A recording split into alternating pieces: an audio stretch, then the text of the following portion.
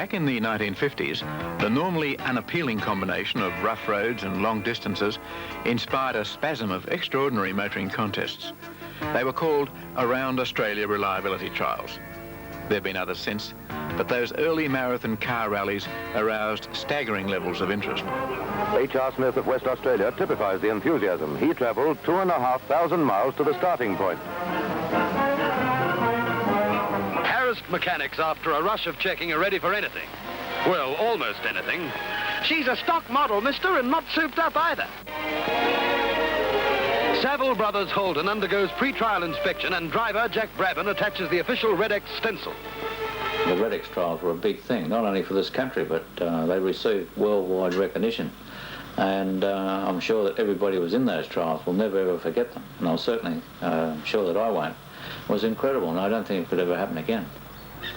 We're going to try to make it happen again by driving this car right around the continent, just as its ancestors were a quarter of a century ago. I'd been in 2 of the Redex trials and helped organise other events. Matt Whelan is a motoring journalist whose job is testing cars and who'll be measuring fuel consumption precisely. Our starting point is Melbourne's Latrobe Cottage.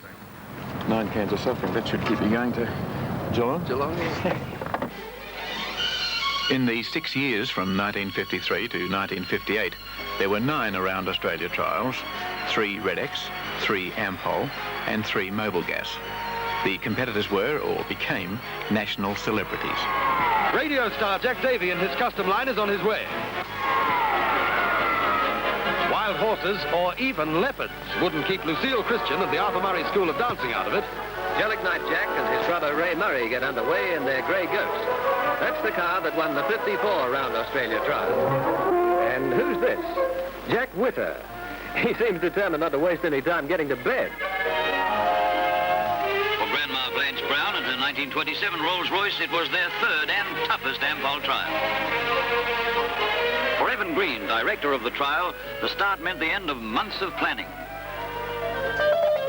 This was to be the 32nd time I'd driven around or through Australia.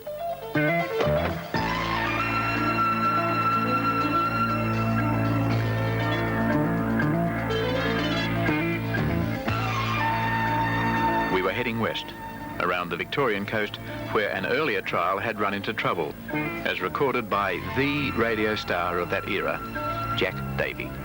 That afternoon found us driving in bleak weather along the Great Ocean Road on the southern coast of Victoria, heading for windswept Port Campbell and probably the toughest section of the whole trial. The dampness affected the good spirits even of Jack Murray, and believe me, it takes some really dull weather to do that. Just before we left, a dear old lady gave me a box of crayfish. We forgot we had them, but they reminded us themselves 2 days later.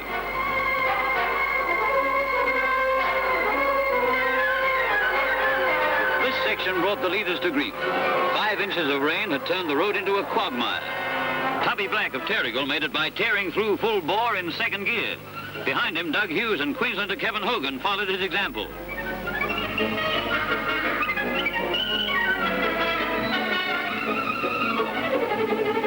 Unlike those earlier runs, we were attempting to do the journey virtually non-stop, eating and sleeping in the car.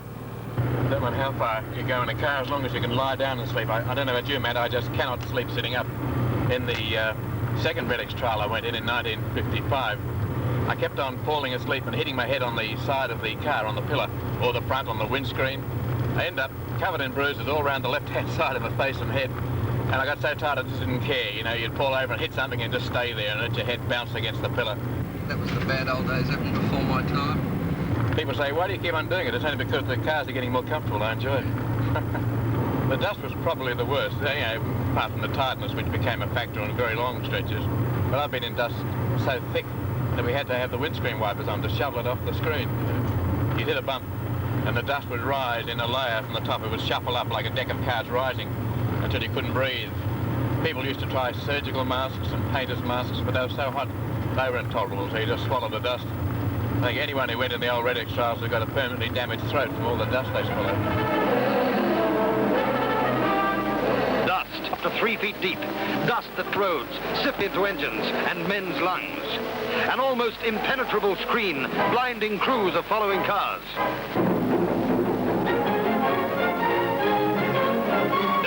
every corner. The ever-present risk of an uncontrollable skid at a concealed turn. Look out! Down and under the dust like a submarine in a crash dive.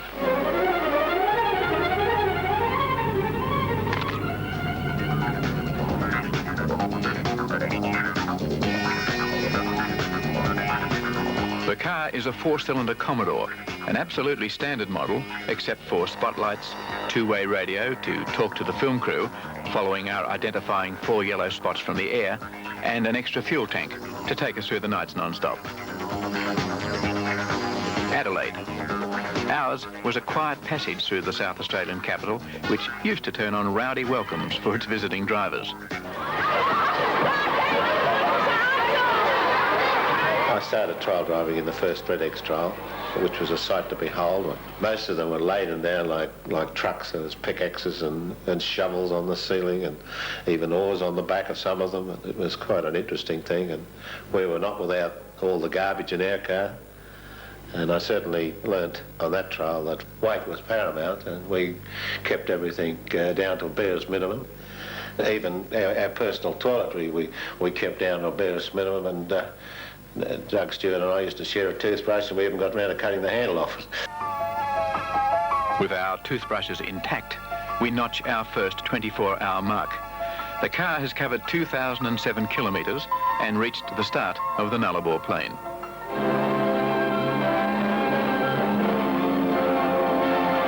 Hold hard!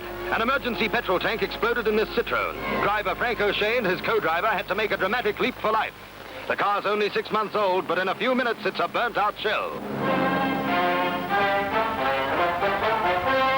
I remember seeing the car burning. It's at the site of the old Euclid telegraph station, although much harder to reach these days because of encroaching sand, which has covered the old highway and finally buried the buildings that were half hidden in the Redex days.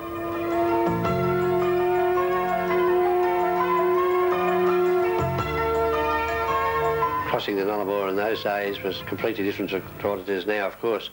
Well, in those days it was very, very rough because the roads weren't very well formed, and what was there that was knocked around by trucks and other people using it. Very, very potholey and tremendous bull dust, which is the big thing right around Australia. And so back from what the road used to be like to the firm bitumen of the air highway.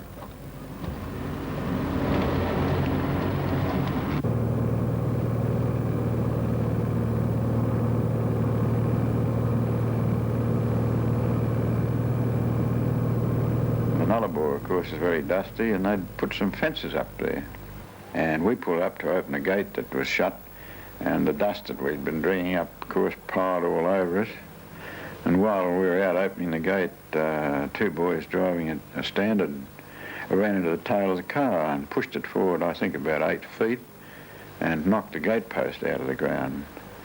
We were very, very lucky, I think, that we didn't get a whiplash or something from it. Fortunately, these chaps had a damaged muffler, and we heard them coming.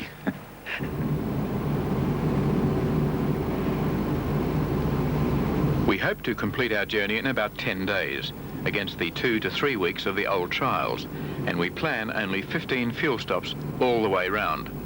By the end of the second day, we're driving into Perth. Perth at last, Western Australia's lovely capital, standing serene on the banks of the Swan.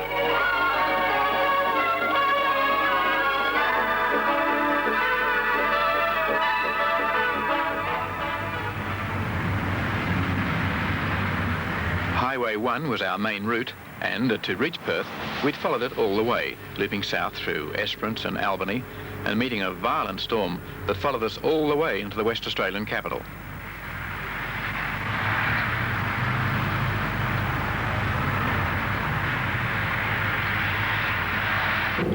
Drive it in under the shelter, yeah? Oh, fine, all set up.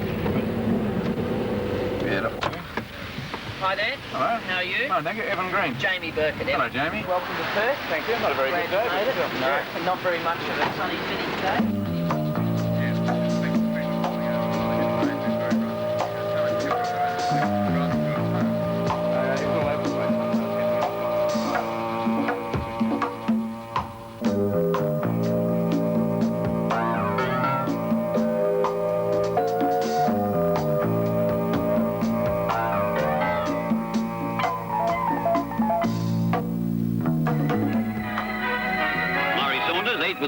duster with which he rolls his car.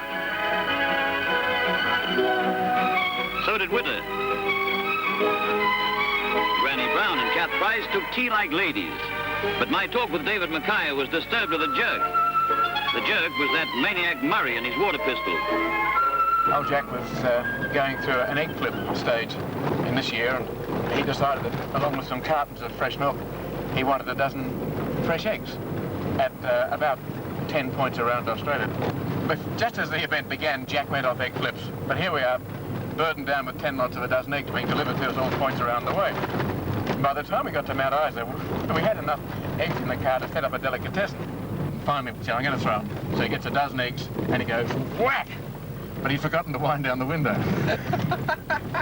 And suddenly, I'm covered in egg white and yolk. It comes across, and my eyelids are glued, and I'm dripping eggs. He's a dangerous man to travel with. Such behavior. Then, the party was gate-crashed by Jack Murray, who can trace his family tree right back to the time when his ancestors still lived in it. All I can say is I'm glad Murray didn't bring his water pistol. Aircraft to Commodore. Aircraft to Commodore. Commodore here. Where have you been? We've nearly run out of fuel looking for you on the highway. What are you doing here? Oh, we decided to come and take a look at the pinnacles. It's taking us a little longer than we expected to get through these sandhills, though. There's a sign back there saying four-wheel drive only. No problems, though. It's a weird-looking place. Yes, the early Dutch navigators saw the pinnacles from the sea, but never landed because they thought they were warriors lined up on the hills. Better not take too long in there. The forecast doesn't sound too good. A lot of rain further north. Hope it holds off till we get back to the highway. You'll have fun getting out of there in the dark. See you in Geraldton.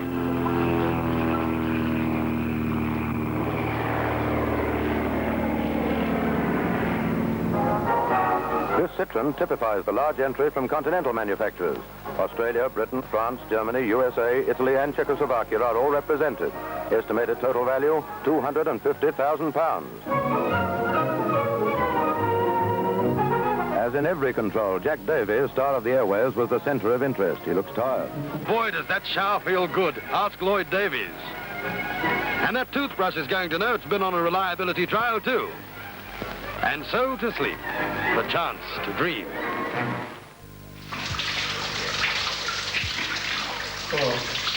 Awake at last.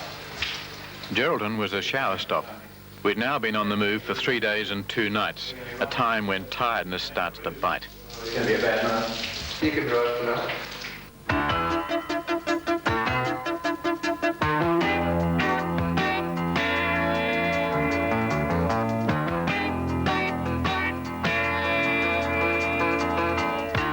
When you're really tired, you open the air vent, get that on, you turn the radio up, you sing, tell a few lies, but you still doze off. So the best thing to do is to really pull up and have a rest if you can do it. But you'd often see up on the left-hand side of the road a guy in a grey boiler suit. And I'd say to Bill, can you see anything ahead of us? He said, yeah, a bloke up the top of the hill there. I said, yeah, when you get there, be staring at him, and when then you come past, there's nobody there at all. I've seen that many times when they're really tired.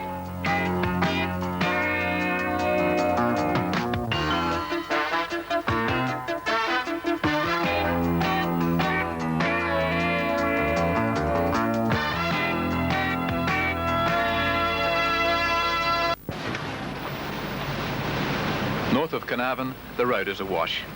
We'd covered more than 5,200 kilometres in 3 full days of driving, 2 of which had been wet.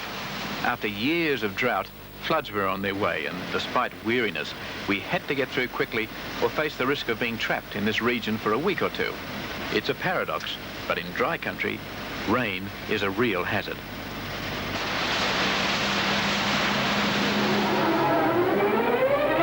Bad skid. Just as well there are no trees on the roadside. This is a trap for young players, but it's a field day for the locals. They haven't had so much fun since Dooley's bull got loose. The Morris is in a stew, but there's no manpower shortage. Give me your shoulder, boys. That's the stuff. Another pound now, and he's out. The only really wet major rally was the Ampol trial in 1956, and that went up through Alice Springs. and that rained very heavily through there, and from Port Augusta almost to Alice Springs was underwater. And 104 cars left Port Augusta and 56 didn't get there. No one drowned, but a few went close.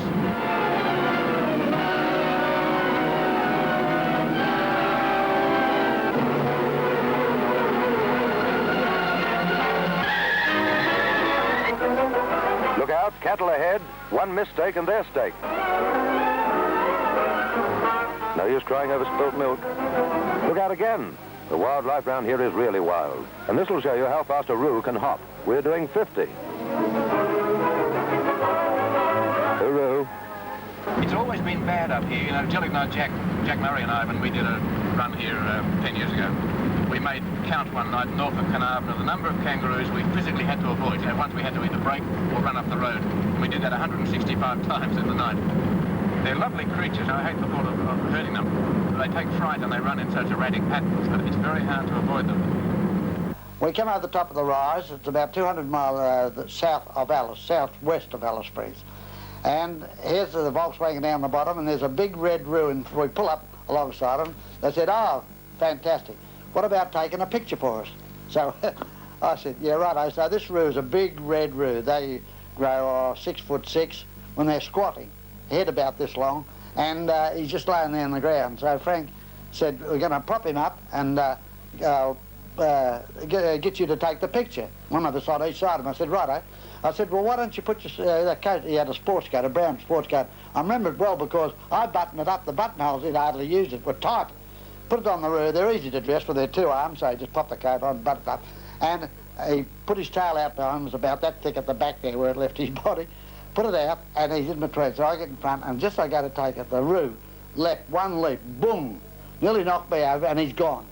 And we start to roar laughing, and Frank was dead serious. He said, "What the hell are you laughing at?" I said, "That roo." He said, "Yeah, in my coat pocket there was my wallet, £200, and my bloody licence," he said. I said, "No fool." He said, "That's right."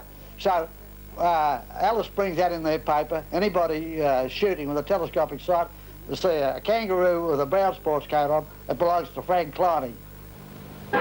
Truly the wide open spaces, with the horizon seeming to stretch away to the rim of the world. Lonely, desolate. They call it the Never Never, back or beyond. The poetry of Bushman's language describing a strange land that for them has an irresistible fascination.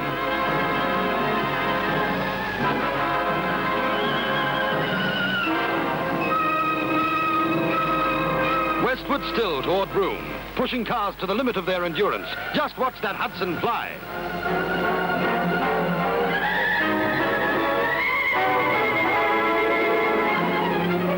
Burning up for seemingly endless miles. The old road used to be a very lonely sort of affair, Matt. Now you drive along for a couple of days and go through no more than just one or two towns, because most of the places on the coast are well away from the road, because the road comes in to avoid the tidal flats, which are pretty extensive here. Wim Creek was one of the very few places he went through, and there was an old pub there, which in the early days, back in the 50s, was a real navigator's trap, because the road used to meander into it and go round that old pub or whatever the building is, and you couldn't find your way out. I think the publican used to keep it that way so people would stop and have a drink. The Wim Creek used to be marked by cars circling like Indians going round a camped wagon train. So you would drive about 2 days without seeing a town. And it was like being on a rocky treadmill. You get the impression this terrible track which used to wind through the trees and scrub and in and out of creek crossings and round these flat hills. Went on forever. You know, it gave the impression of never ending. And it was a psychological barrier as much as a very rough, dusty road that used to wear people down. They wouldn't exactly go mad, but they go close. You know? It's a strange old thing, the road. There's a bit of it over there. Let's just pull up for a second, Matt, and have a look.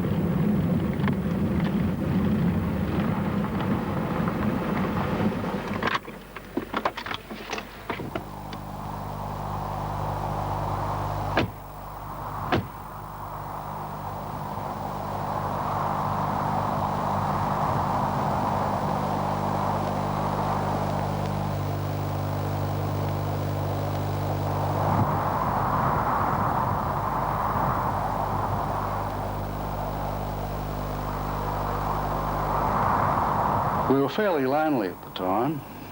cars were a long way behind us or a long way ahead, but we finally picked up a Citroen, which had been entered by a New Caledonian team. As we got near, I could see Phil Irving laying back with a bottle, drinking out of it. And we were both slewing from side to side, trying to pick a track. Obviously, the driver had not been looking in the rear vision mirror. Really, there was no need to in that wilderness.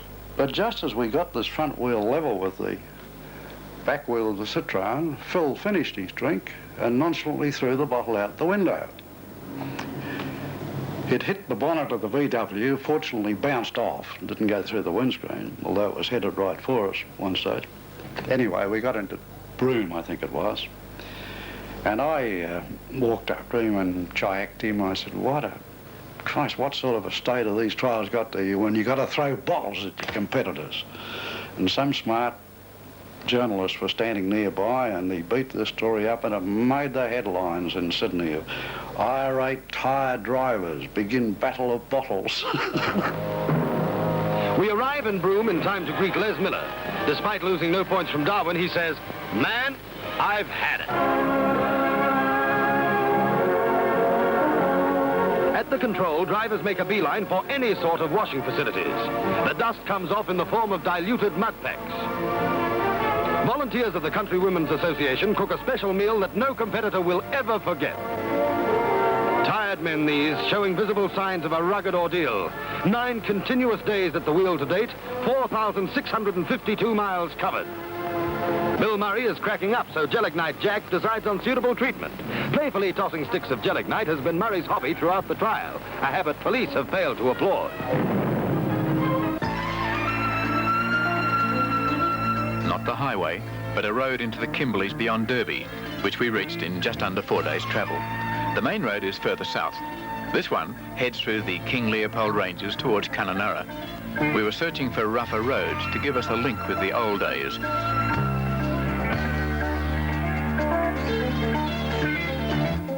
Back in country where they don't bother with bridges, we were soon talking about the Redex trials. The first one was in 1953, and it was more of an adventure than motorsport.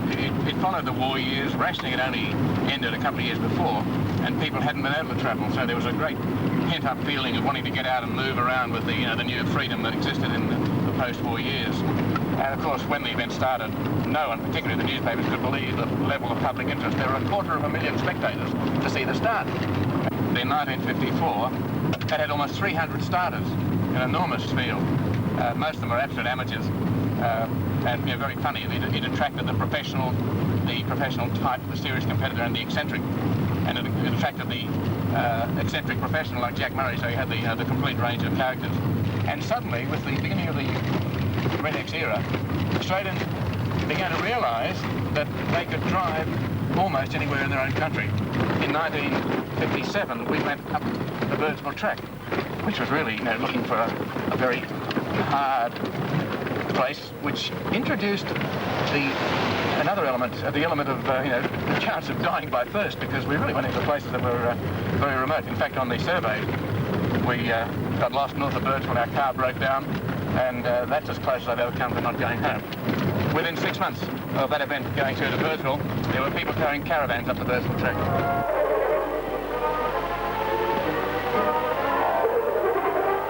After hour, cars spear deep into the stony desert in a test against time. It's 11 hours of sheer hell on wheels.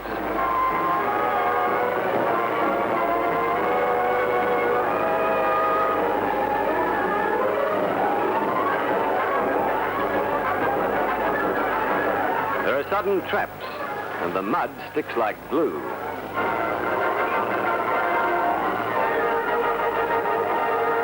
Birdsville.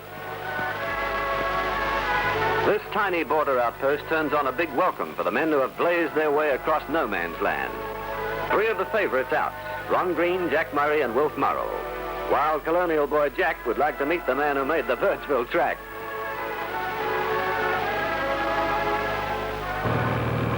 Halfway through the Kimberleys and halfway around Australia, we were enjoying the challenge of a road built like they used to make them. I've done a lot of driving road testing for magazines and newspapers, but all of it's been on the U-Butte smooth highways with country towns all over the place, but nothing nothing serious like this washaway ahead. Would you like to drive? No, where you're going is right. Keep to the left. Yeah. That's it. Just swing your wheels as you go through it. That's it. There we go. No, they went to the right here. That's it. No, you're right. Go straight ahead. But just dip the wheels a bit to the right as you go in. As you go in. That's it. Now straighten them. Okay. That's good. All right. Right.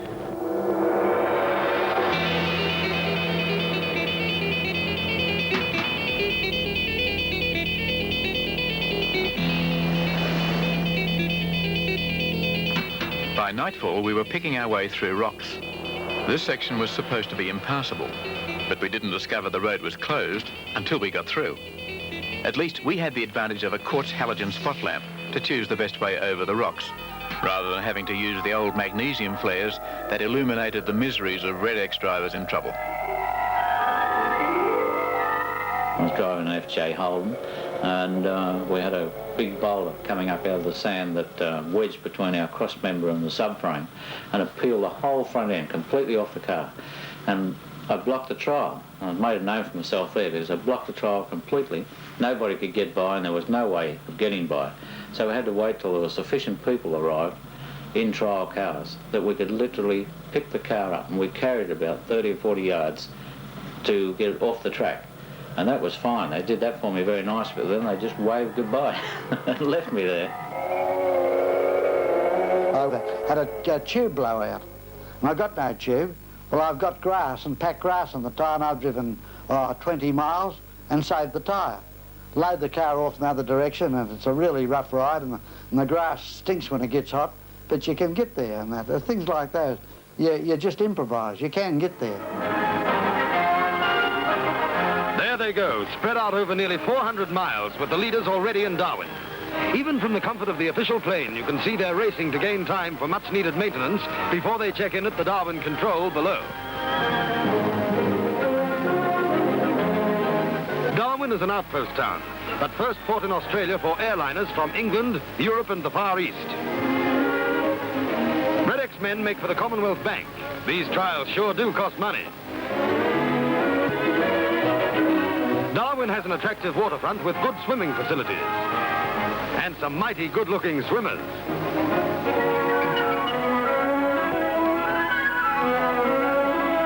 Well, we picked up the bitumen and went on up to Darwin. And when we got up there, the crowd was sort of milling around a bit, and a very nice lady came along and said, "Oh, you've smashed your windscreen." And I said, "Yes, we have." And she said, "Well, we've got a car exactly the same as this one, and I'll get my husband to take his windscreen out and give it to you." People just couldn't do enough for anybody in a reliability trial.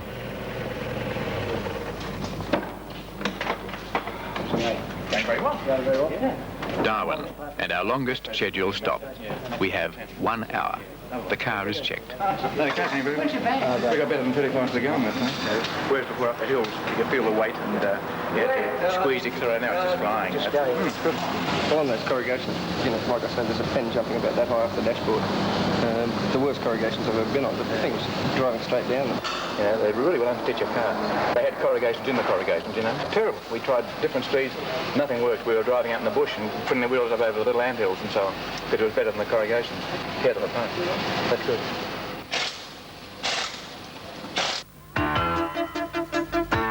We're now travelling south towards Katherine and then to the Gulf. The road's correct name is the Stewart Highway, but up here, everyone calls it the bitumen. During the Round Australia days, it was the only sealed highway of any consequence in all of Northern Australia. More than a road, it was a refuge to the drivers who battled through terrible conditions to reach the bitumen, and then had to leave it again. Well, out into the Australian bush, and these tracks certainly weren't made for Sunday drivers. They're rough. Here's trouble, miles from anywhere, and his gearbox has had it. Start walking, chum, or the dingoes will get you. John Crouch, 53, takes a dawn bend in a hurry. Hopping sun, must be a fire somewhere. We're in the bush now, straight stretches few and far between.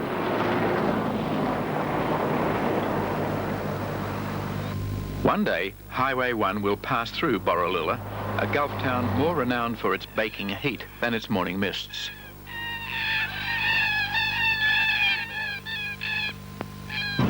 into Queensland on a road that not many travellers use, and we're approaching the 10,000 kilometre mark. We've been driving for almost a week.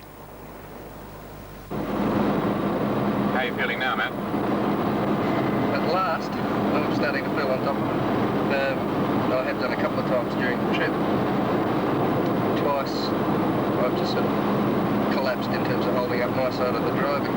Out of Kununurra, I guess I got an hour and a half out of town.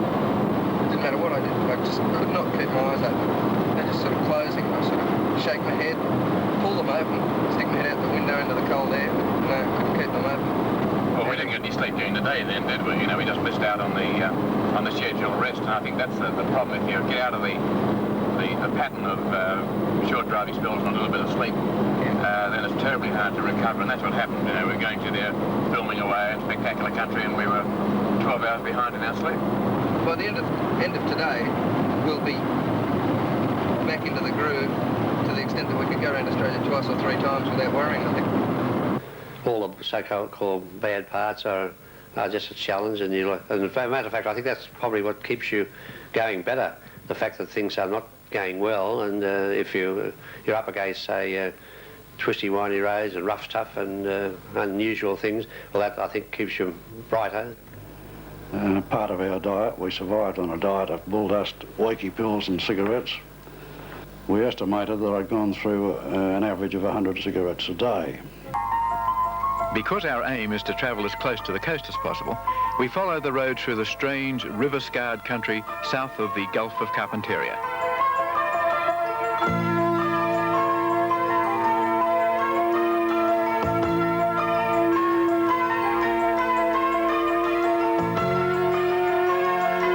The Around Australia trials kept further south, where tourists go these days, and created the legends of the horror stretches.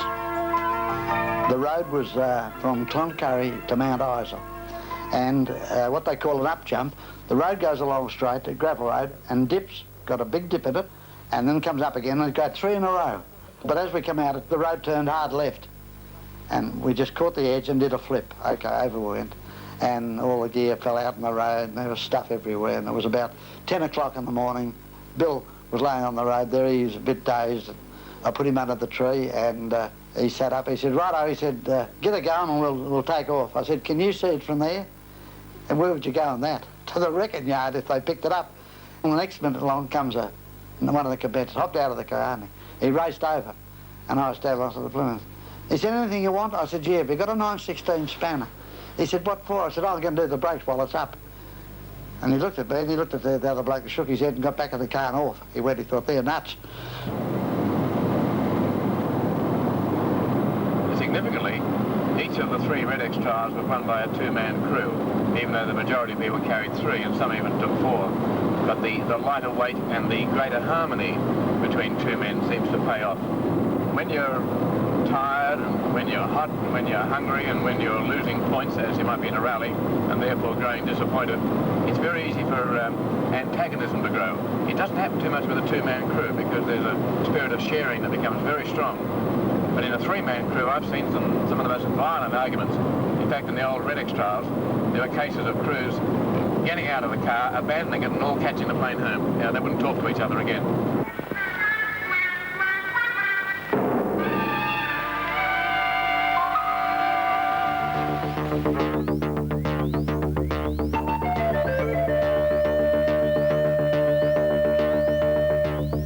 Quite suddenly, the country changes. The air seems cooler. This is one of the most beautiful regions in Australia, and it's called the Atherton Tablelands. At the bottom of the mountains lies Cairns, a major rest point in the later trials. In those days, contestants used to enjoy as much as 36 hours rest. Wheel pause just long enough for an oil change. Yeah, underneath is very good. Tyres, any problem with tyres at all? No, no flat tyre. That is terrific, isn't it? My word it is. Wish I hadn't said that. And what sort of mileage you've been getting now? We're getting somewhere around 32 miles to go on overall. Matt's the statistician. I'm not sure if you've had a chance to work it out yet. But you know, in the old days when the Redex trials were on and all the other things that followed, people would never ask fuel consumption. People would ask you how long it took you to get from the last town to this town, or from some point they knew. They want to know whether it let the dust in or how it rode and so forth. But they never ask you the fuel consumption. Yeah. And today it's the first question. The whole scene has shifted. It's so terribly important.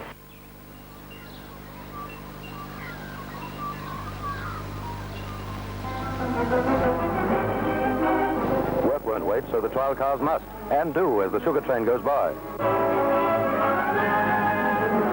Every homestead, every passing truck or car was a procession of waving hands and shouted messages of goodwill.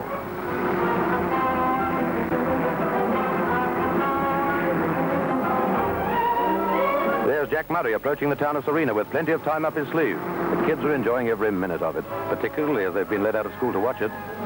It was up in this part of the world that Gelignite Jack Murray got his name. Jack had been carrying Gelignite to blast a detour around any car that might become stranded on a very narrow road. And as he came up the coast, he left behind a string of shattered nerves. He let off a few sticks of jelly here and there. When he came into Townsville, it was night time, and a big oval there had the cars all parked around, more than 200 when he arrived. He parked his car and took from it the necessities, his toothbrush and his sticks of Gelignite, and he went looking for an outhouse which had become his favourite target, and put a couple of sticks under this outhouse in the shadows behind the grandstand, lit a long fuse, and went walking to find the nearest policeman, because he'd learned that if he was talking to a policeman when the explosion went off, he wasn't likely to be blamed for the blast. So he finds himself a policeman, he's talking there, and the next minute, crash. The whole stand shakes, and 12,000 sets of eyes swing round from the bright lights to see what's going on behind them. And what Jack didn't realise was that the outhouse was occupied, and this poor old fella comes staggering out with his pants around his ankles into the bright, he's shell-shocked, into the bright lights of the Townsville Park. And from there on right round the straight, he let off sticks. He was arrested occasionally by those who didn't have a sense of humour. And in other places, even the inspector of police would sneak up to him and say, Mr. Murray, he said, I won't be around, but I would appreciate if you let off a couple of sticks of Gelignite while you're in town.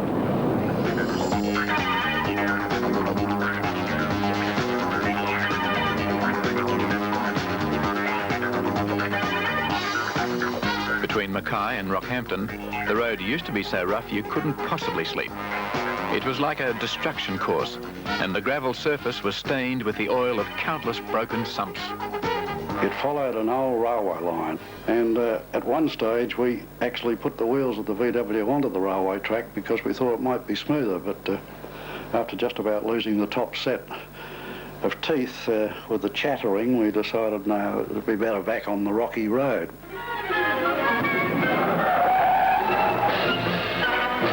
We're going non-stop to Rockhampton. He's non-stop for the borough. Last year's winner, Ken Tubman, making fast time. Too fast, maybe. Watch this narrow escape as his car almost goes off the road. They're heading south in a hurry, trailing dust as they hit the Pacific Highway south of Mawilumbar. The 1927 Rolls is still rolling, too.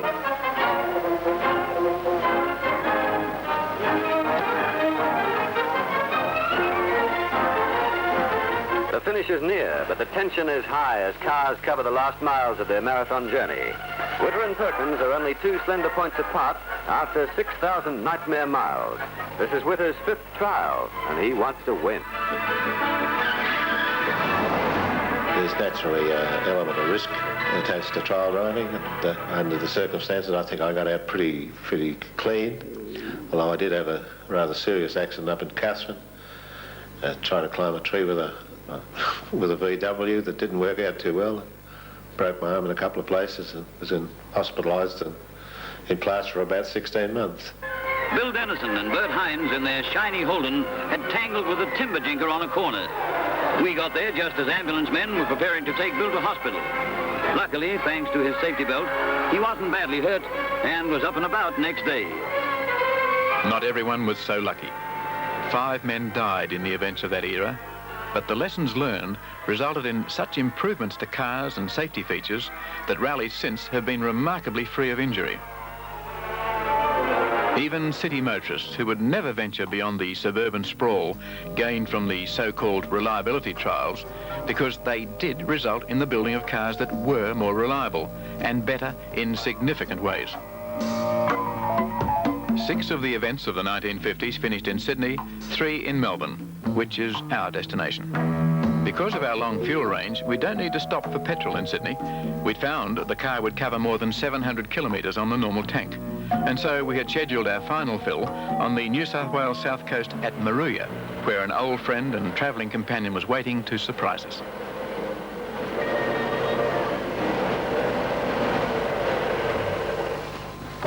My heavens, good heavens. What's up with you? Christ, wake up, will you? Get out. Can you get out? What are you doing here? I thought you were coming on crowd. It's like a nightmare. Hi, all right. Fine, Jack, how are you? Never. Great to see you. Yeah, it's about a week ago, isn't it? I thought you'd like a cake or something to eat. The knife. I must have the knife. Whoa. You look at that, you should have the knife, but in a different place. You cut it, Evan. Yeah. Good heavens. Which is a celebration, is it? Oh, yes, this is, yeah. Which is one of these Black Forest cakes, is it? Yeah, that is it, a Black Forest cake. Looks as though it's in pain. It looks bloodshot, doesn't it? You get that. Oh, that. It's super sour. It's nice to have you back, Jack. Isn't it? Well, Okay. the mouth's a bit higher than that. You open the door. It's a bit different to what you used to do. Yeah, I'll let you in, Jack. You used to throw the door at me. Used to throw you inside. Yeah. Try it out there. A bit of comfort, eh? Yeah, it's good. Oh, That's just the standard big laid back. It's hard work doing these trips now, isn't it? oh, fantastic. We won't get him I out. could go to sleep. I think you have.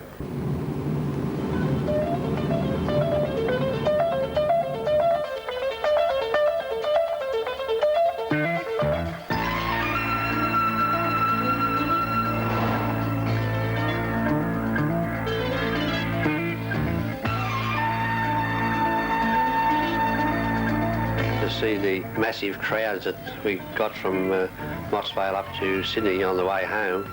That's about 77 miles, I think it is.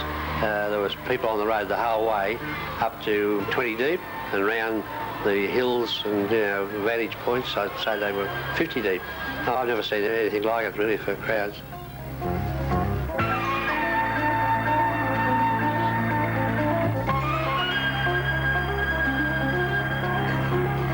It was estimated by the papers that there were 250,000 people out to see the finish. And they were so thick along the roadside, and they kept converging on the car as we were trying to drive to the control on time, to the degree that I finally cut through the crowd down a side street and took a circuitous route behind all the spectators.